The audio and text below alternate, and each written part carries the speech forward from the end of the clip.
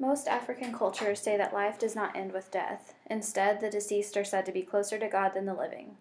As with most American funerals, African funeral rites are about mourning the loss of a person, but also celebrating the deceased's life.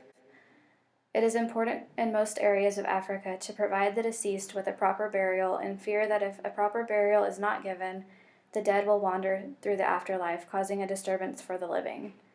Funeral rites are often used as a way to request that the departed leave the living in peace. It is important to note that not all cultures in Africa recognize or believe in an afterlife. Ancient Egyptians believed in an afterlife. Death was viewed as an interruption of life that was only temporary. They believed that the tomb was a temporary dwelling for the soul and that their spirits, or Ka, would live on eternally after death.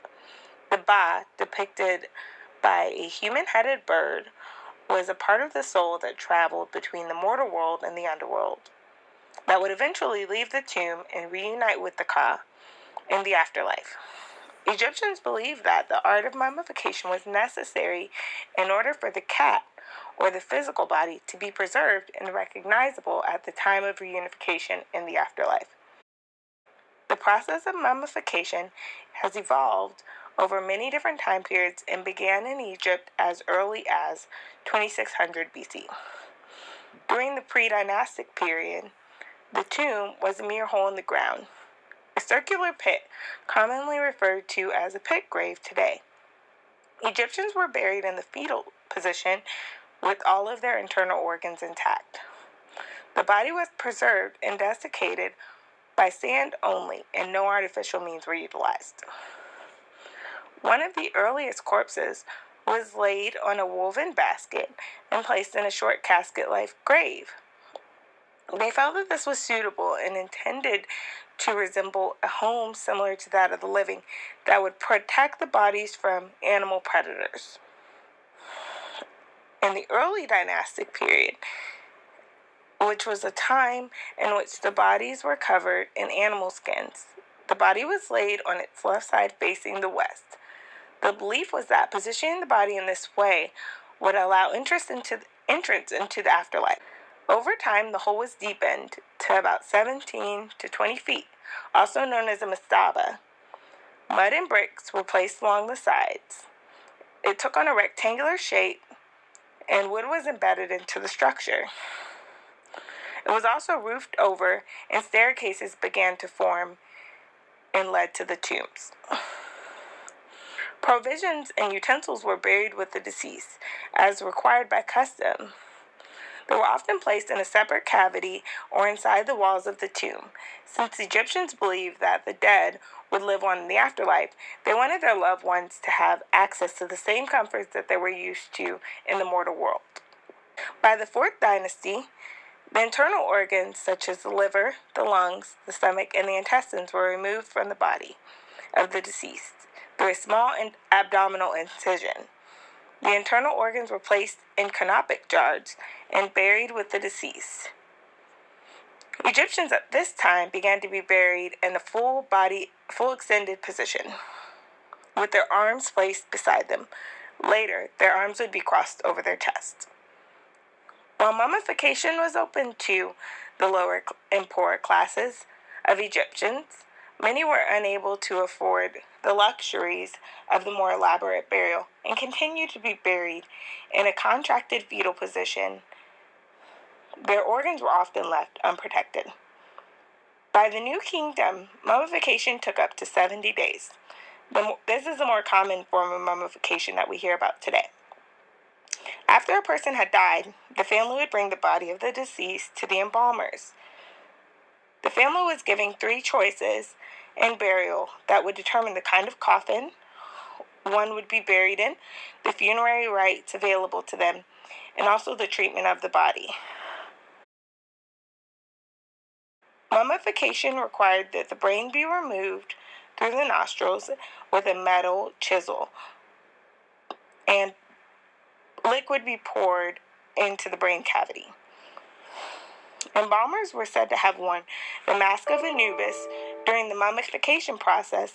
After removing the internal organs, they were embalmed separately and placed back inside the body to be buried with the deceased. Male sexual organs were also embalmed separately and placed back in the position and sealed with the resin. They believed that everything would be reunited by magical means in the afterlife. The heart was often left intact, as it was believed that the heart would be the determination of good and evil. The body was covered in natron, a salt substance, to extract all moisture from the body. This process could take up to 40 days. The body was then washed in oils to preserve the outer skin and wrapped with linens and glued to the body with plant resins. The body was placed in a sarcophagus or decorated coffin. Bases of the body were decorated or covered with masks in an effort to provide the deceased with a face in the afterlife. Bodies were positioned in the form of a statue or in the natural position that the body took on in life. The mummies of kings and pharaohs were often covered in gold and silver. This process went on for over 3,000 years. Mummies were also subject to pillaging or grave robberies. Today, Egyptian funerary practices are similar to that of Western culture. However, some of these practices can still be seen such as the visitation to the tombs for the purpose of participating in feasts and observations of their ancestors. Modern Egyptians provision the tomb with food, prayer, and invocation to the deceased are common practices as well.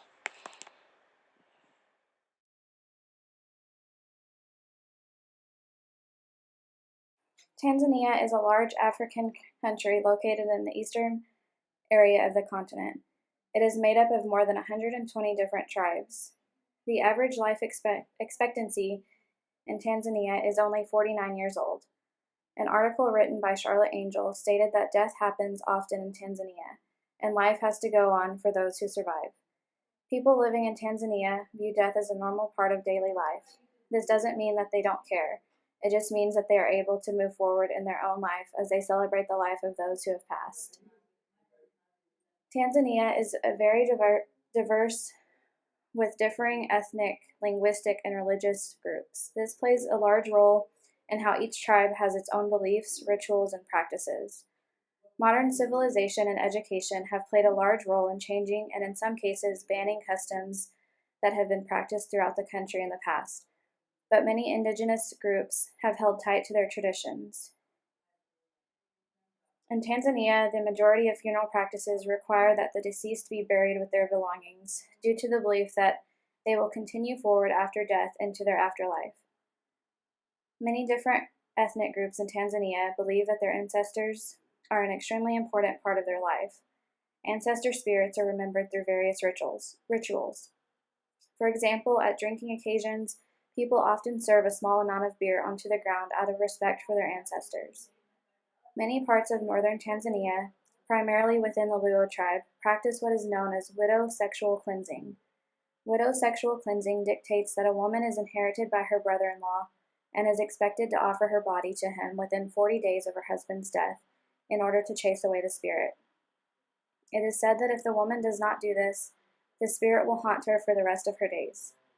Although many activist groups are working to end this practice, it has been difficult to change a ritual that has been practiced for so long. Women who refuse to be inherited by their brother-in-laws are often treated as outcasts and sometimes lose everything they own due to their decision. The Maasai people who live along the border of Tanzania and Kenya are a semi-nomadic ethnic group who primarily value rearing cattle and raising children. In this group, there is not a belief in an afterlife.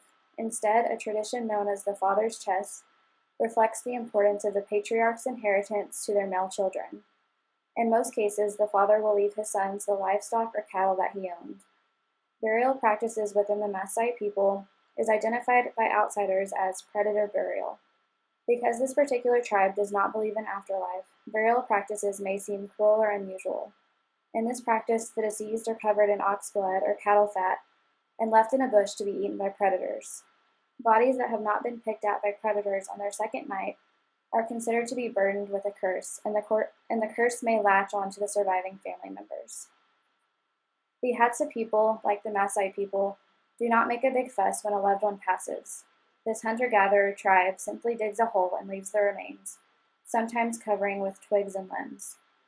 There is no ceremony or funeral before the tribe moves on to a new location. It is important to the Hadza people that the burial takes place on the same day.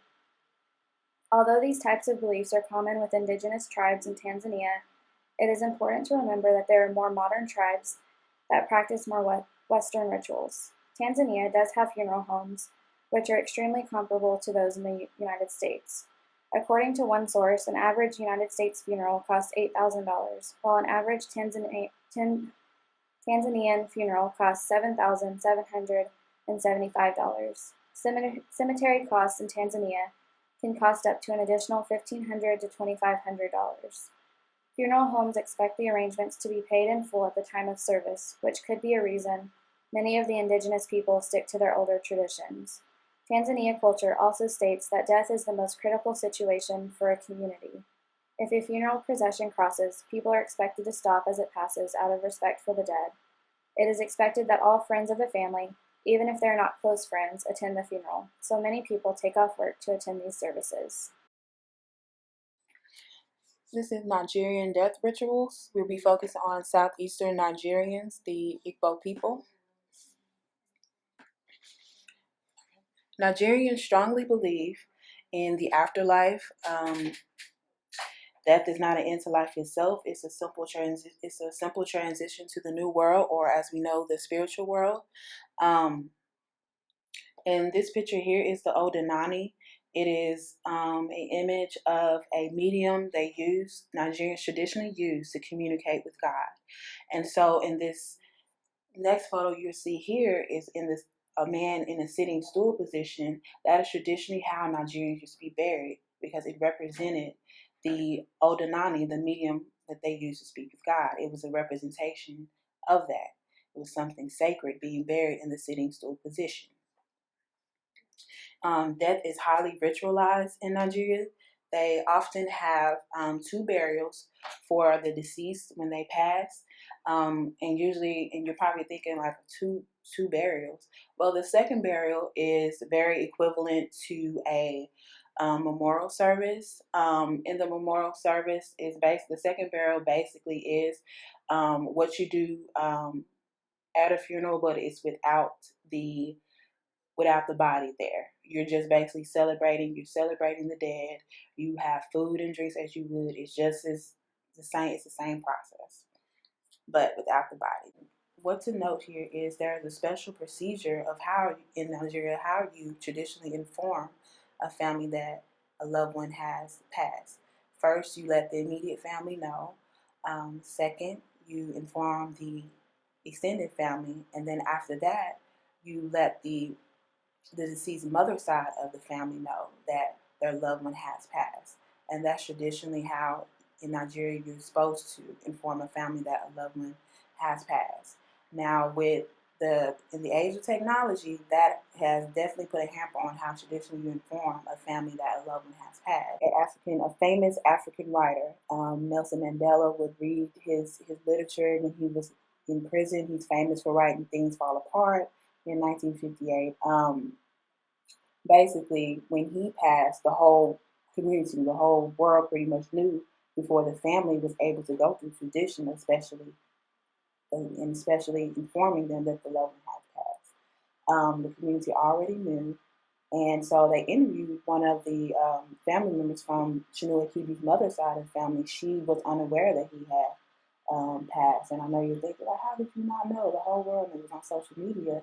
It's just they believe in that special procedure of knowing she's last to know she's on the mother's side of the family.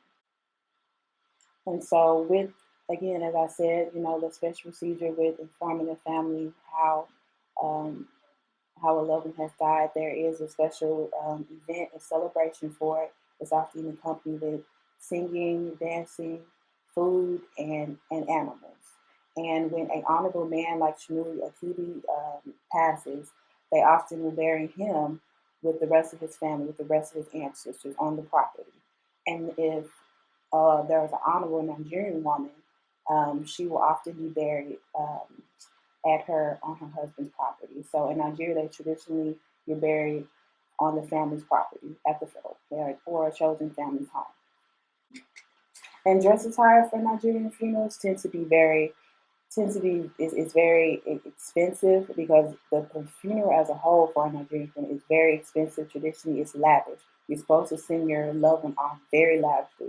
So with the dress attire, the immediate family must match. They must look like the men must. In this picture here, you see all the men are wearing white and purple, and the ladies are wearing white and purple as well with a orange necklace. So they all must match. That's tradition in Nigeria. Mm-hmm. And so with the funerals, it's gotten very bad. It's gotten very bad for people who are poor in Nigeria that they often tend to wait to bury their loved one because they don't have the money to lavishly send them off. So they're in the mortuary for months and months and months. And so the churches in Nigeria had to put a limit on to how long they can their bodies can remain in the mortuary. See here? And there is, as they proceed to a burial, traditionally they celebrate with dancing and singing. The pallbearers are often seen dancing while holding the coffin.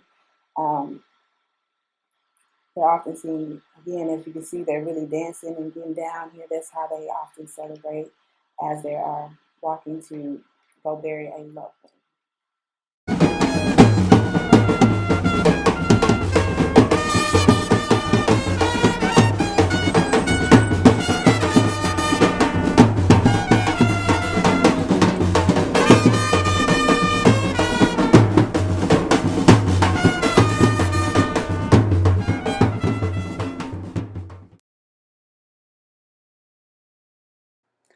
Ghana is a nation on West Africa's Gulf of Guinea, and there are over 100 ethnic groups. The Akan tribe represent approximately 44% of Ghana's people. They are a matrilineal tribe that track their family lineage through the mother's family line. The Akan people believe that when they die, that if it is a good death, they have the opportunity to become ancestors.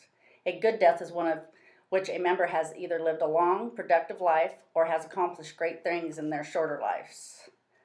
Those who die and achieve ancestor status are given great funerals as the family wants to please them, because they believe that ancestors are the ones who will protect them, take care of them, and provide their desires, as well as anoint their family with the ability to reproduce.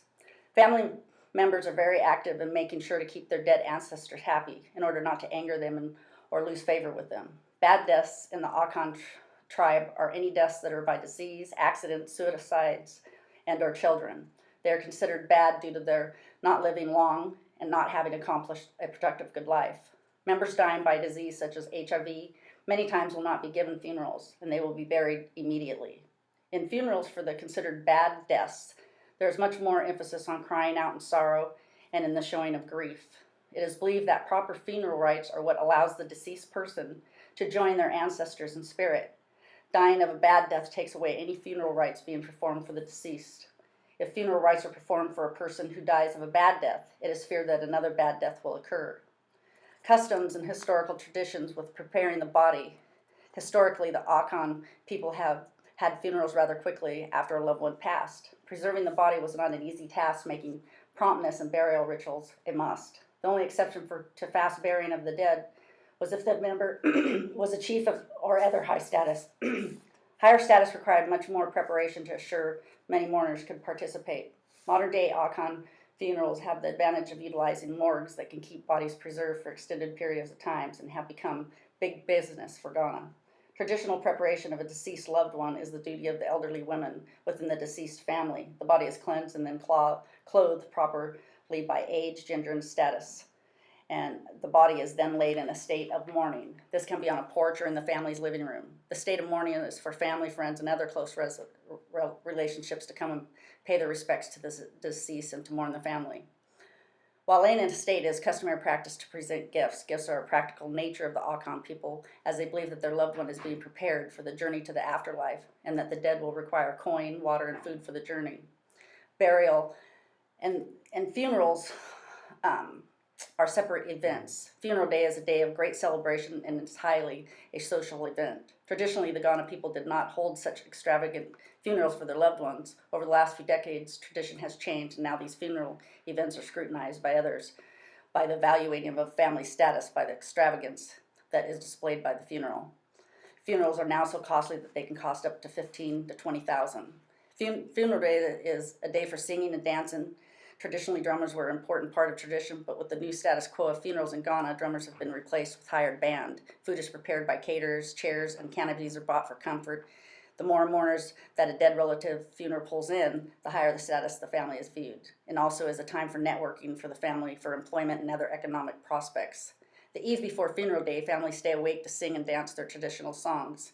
In old traditions, Funeral Day, the widow or widower, and possibly the deceased relatives' children were all shaved. This tradition is not practiced so much in modern times. On Funeral Day, relatives sit together and wear either red, black, or dark brown clothing, and visitors come and shake their hands. They also give donations to help with costs. Burial is the day for weeping, wailing, and showing great sadness for the loss of a loved one.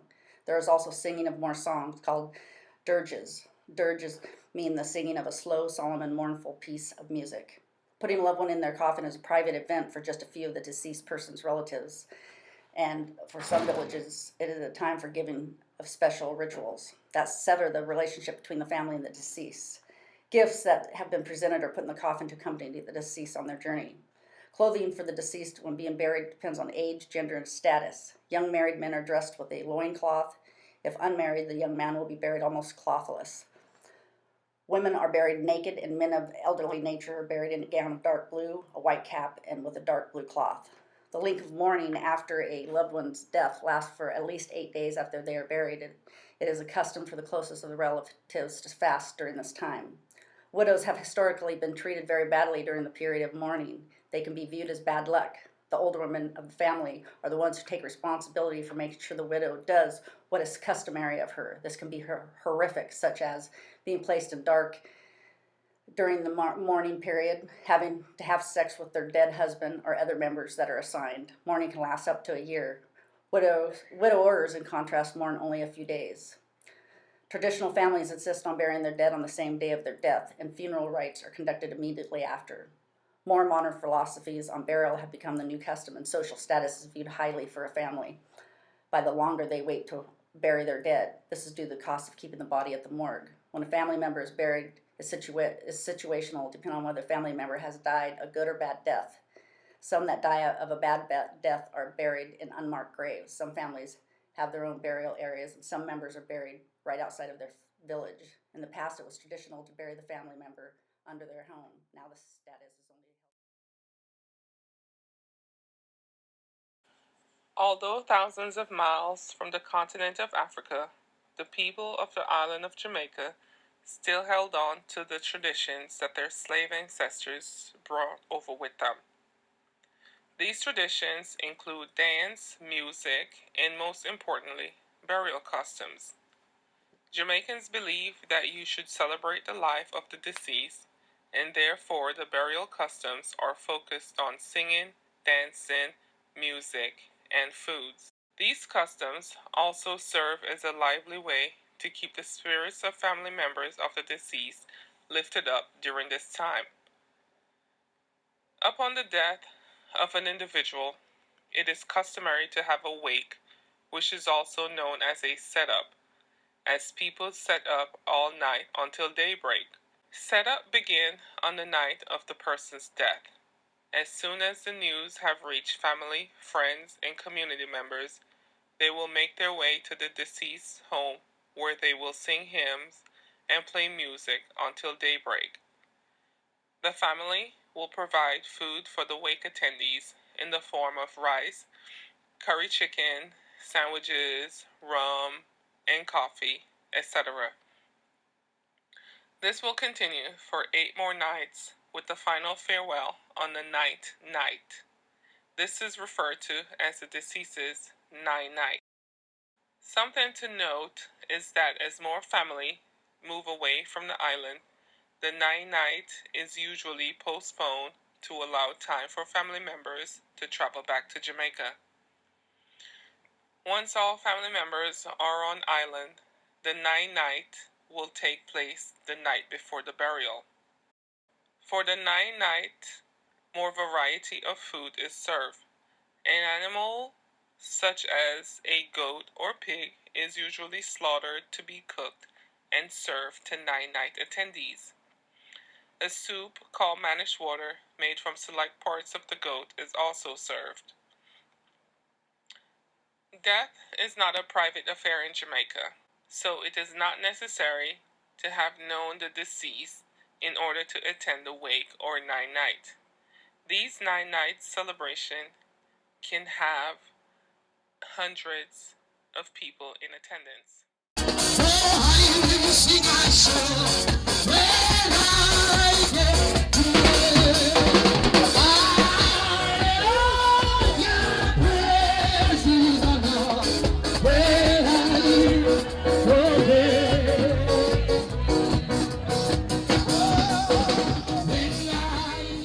Although there are public cemeteries in Jamaica, the deceased is usually returned to be buried in the rural area on the family's land with other deceased family members. It is not uncommon to see family cemeteries close to the family's home. Before the grave digging can begin, rum is poured on the ground in a tribute to the ancestors. Digging the grave is not a somber occasion, but rather filled with singing and some dancing. A steady supply of rum and alcohol is provided to the family members, friends, and community members participating in digging a grave. Food is also provided for the grave digging.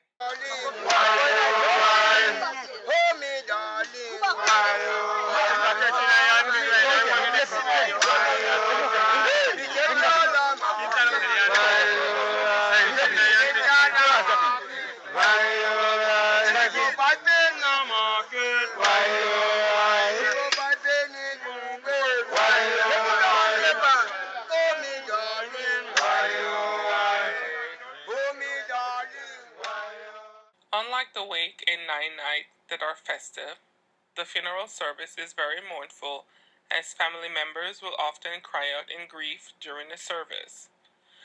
Unlike Nigeria and Ghana, the only requirement on funeral attire is to avoid the color red. The funeral procession to the gravesite consists of singing, and at the gravesite, after the body has been committed back to the earth, the singing will continue. Unlike burials in the U.S., mourners will stay at the gravesite singing until the tomb is completely sealed and the last dirt has been thrown.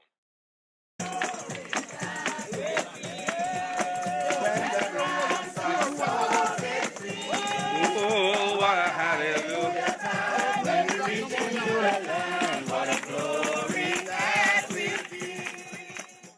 After the burial is complete, family members and close friends will then return to the home for a final meal in the deceased's honor.